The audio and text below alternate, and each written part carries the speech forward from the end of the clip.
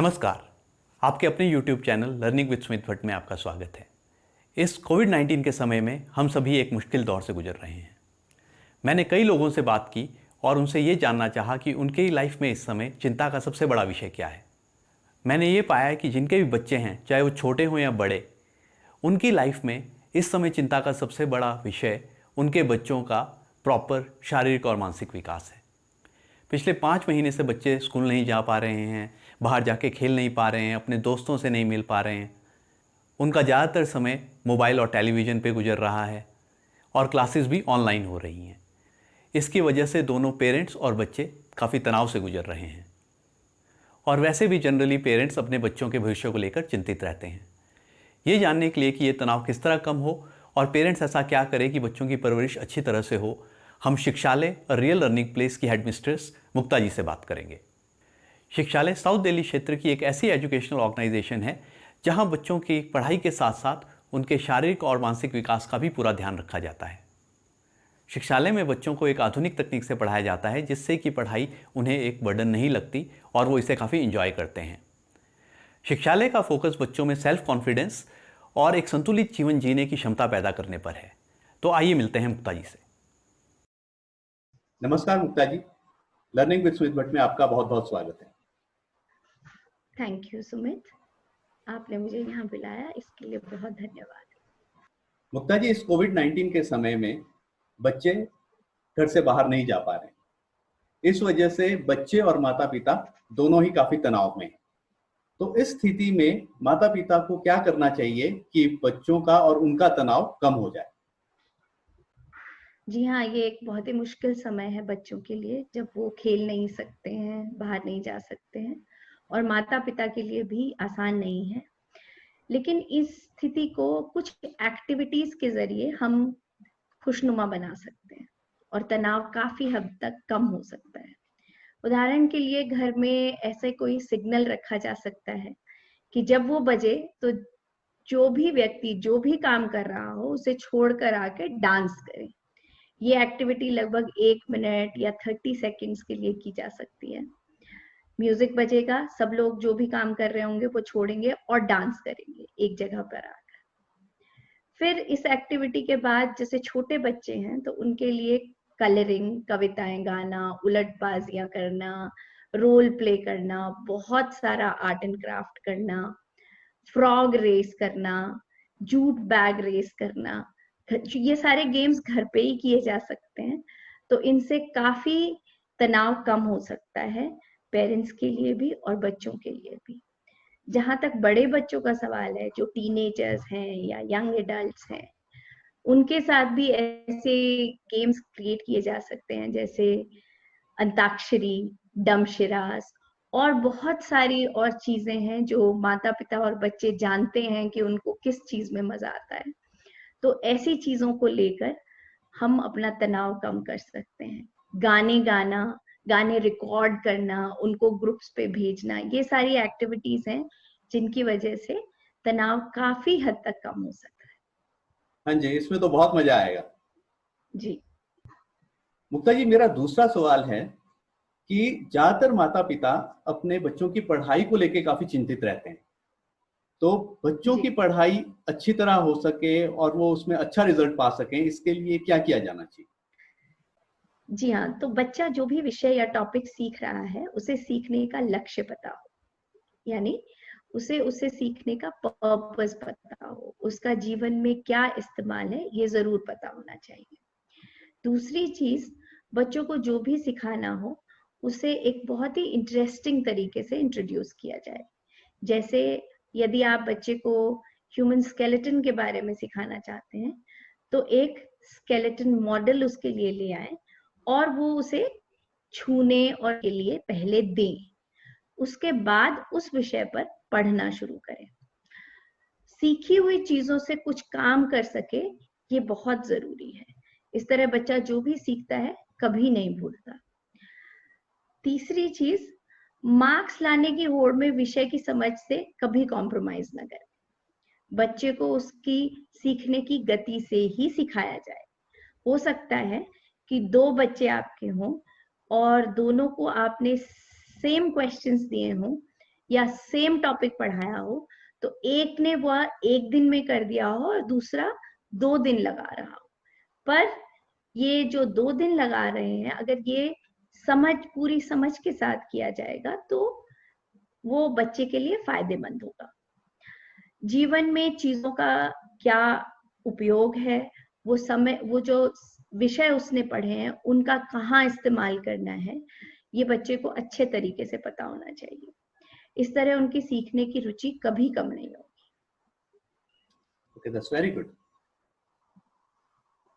मुक्ता ji, covid से पहले जब बच्चे स्कूल जाते थे तो उस समय वो टीवी, मोबाइल या वीडियो गेम से दूर रहते थे, कम से कम उतने समय के लिए। पर अब तो क्लासेस भी ऑनलाइन हो रही। अब चिंता का विषय ये है कि बच्चों को किस तरह टीवी, मोबाइल या वीडियो गेम, इनके जो हार्मफुल इफेक्ट्स हैं उनसे कैसे हम दूर रखें। जी हाँ, आप बिल्कुल ठीक कह रहे हैं। ऑनलाइन क्लासेस तो आजकल की आवश्यकता हो गई है, लेकिन बच्चे के साथ बात करके उसे गैजेट्स में से निकलने वाली किरणों के दुष्प्रभावों को समझाकर उसके इस्तेमाल की एक समय सीमा जरूर निर्धारित की जा सकती है। देखिए, अनुशासन तभी काम करता है जब लोगों की सहमति हो, जब आपको पता हो कि किस वक्त क्या किया जाएगा, कितने समय के लिए किया जाएगा।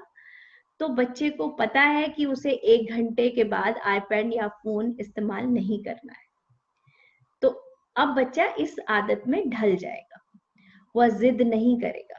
बस इसमें यही ध्यान रखा जाए कि एक बार आपने बच्चे के साथ जो सहमति पैदा कर दी है उस पर आप भी बने रहें, उसे बार बार बदलें ना, ठीक है। और यदि आपको किसी वजह से उसे बदलना पड़े तो फिर एक बार बच्चे के साथ बात करके उसकी सहमति जरूर ले। अपने गैजेट्स पर वो क्या करता है, क्या देखता है, इस पर जरूर नजर रखें। यदि आपको कोई सेफ्टी लॉक्स लगाने हैं तो आप जरूर लगाएं। हाँ जी, सही कहा आपने। आजकल हम देखते हैं कि कई बच्चों में सेल्फ कॉन्फिडेंस की बहुत कमी होती है, तो इसको सुधारने के लिए क्या किया जा सकता है? जी, देखिए, सेल्फ कॉन्फिडेंस या जिसे आत्मविश्वास भी कहा जाता है, छोटी छोटी सफलताओं का ही परिणाम होता है। आपने देखा होगा एक छोटा सा बच्चा जो 2 या 3 साल का होता है और माँ कुछ सफाई कर रही है, तो बच्चा अपना कपड़ा लेके माँ के पीछे पीछे वो सब चीजें करने की कोशिश करता है जो माँ करती है। अगर वो डस्टिंग कर रही है तो वो डस्टिंग करने की कोशिश करेगा। अगर घर में सफाई करने वाली आंटी सफाई कर रही है तो वो भी अपना पोछा लेके उसके साथ करेगा। तो ये सब, अगर इन सब चीजों को हम एक्नॉलेज करें, यानी हम उसे बताएं कि जो वो कर रहा है वो हमने देख लिया है और वो अच्छा काम है, तो उस बच्चे का कॉन्फिडेंस बढ़ता जाएगा। इससे पहले भी इवन जब बच्चा बेड पर सोया रहता है और मुस्कुराता है आपको देखकर, तो उसकी मुस्कुराहट का उसका जवाब देना, यानी कि उसे बता पाना कि अच्छा उसकी मुस्कुराहट देख ली गई है और उसे समझ लिया गया है, ये बहुत जरूरी है, ठीक है। तो बच्चा जब थोड़ा बड़ा हो जाए, जैसे अगर 8, 9, 7 साल का या 10 साल का बच्चा है, तब वो बड़े काम भी कर सकता है, जैसे कपड़ों की तह लगाना, डस्टिंग करना, सफाई में मदद करना, नजदीकी दुकान से कुछ लेकर आना। तो इन सारी छोटी छोटी चीजों को एक्नॉलेज किया जाए और उसे इसका क्रेडिट दिया जाए, तो इन चीजों से उसका सेल्फ कॉन्फिडेंस बढ़ेगा। इससे बड़ा जब बच्चा हो जाता है, जब वो टीनेजर हो जाता है, तब बच्चे को लगभग सारी चीजों का पता होता है कि उसकी फीस कहाँ से आ रही है, घर में पैसा कहाँ से आ रहा है, उसकी पढ़ाई पर कितना खर्च हो रहा है, उसे जो आगे करना है उस पे कितना खर्च होगा, वो कितना पैसा कमा पाएगा जिंदगी में, किस नौकरी में कितना पैसा है, किस काम में कितना पैसा है, और अगर वो ये काम करेगा तो क्या होगा, अगर वो दूसरा कोई काम करेगा तो क्या होगा। तो ये सारी चीजें उसे पता होती है। तो इस सिनेरियो में क्या हो जाता है कि वो अपने जो उसे हेल्प मिल रही है, जो वो चीजें इस्तेमाल कर रहा है या जो माता पिता उसके लिए कर रहे हैं उसे उसके कीमत पता होती है। तो अब इस स्थिति में क्या किया जाए कि वो अगर अपनी पॉकेट मनी को कमाना चाहे तो आप उसे ऐसे अवसर दें कि उसे लगे कि वह अपनी पॉकेट मनी कमा रहा है। उससे आप प्रॉपर ड्यूटीज घर में दे सकते हैं, जैसे कपड़े धो सकता है, वो गाड़ी साफ कर सकता है, वो बिजनेस में आपके ऑफिस में जाके हेल्प कर सकता है। तो इन सब चीजों से जब वो ये सब काम करेगा और उसे एक्नॉलेज किया जाएगा इन कामों के लिए, तो उसका अपने ऊपर विश्वास, अपना आत्मविश्वास या जिसे हम सेल्फ कॉन्फिडेंस कहते हैं, वो बढ़ता ही जाएगा। अगर बच्चा आपके पास किसी आइडिया के साथ आ रहा है, किसी बिजनेस आइडिया के साथ आ रहा है, तो आप उसे ध्यान से सुने और उसे एक्नॉलेज करें, ठीक है? उससे अध कचरा आइडिया समझ के दरकिनार ना किया जाए। इन्हीं चीजों से उसका सेल्फ कॉन्फिडेंस बढ़े। मुझे लगता है कि ये काफी कारगर साबित हो सकता है। मुक्ता जी, मेरा आखिरी सवाल ये है कि बच्चों को उनका लक्ष्य चुनने में पेरेंट्स किस तरह मदद कर सकते हैं? जी हाँ, तो इस विषय में ये बहुत जरूरी है कि बच्चे को हमेशा वह सीखने दिया जाए, वह करने दिया जाए जिसमें वो अपनी अभिरुचि दिखाए। जैसे कई बच्चे गिटार सीखना चाहते हैं, कुछ बच्चे साइंस पढ़ना चाहते हैं, कुछ बच्चे मैथ्स पढ़ना चाहते हैं, कुछ बच्चे स्पोर्ट्स में अपना इंटरेस्ट दिखाते हैं। तो इनसे क्या होगा कि किसी ना किसी दिन उसे अपनी अभिरुचि का ज्ञान हो जाएगा और वो अपने लक्ष्य तक पहुंचने की कोशिश करेगा।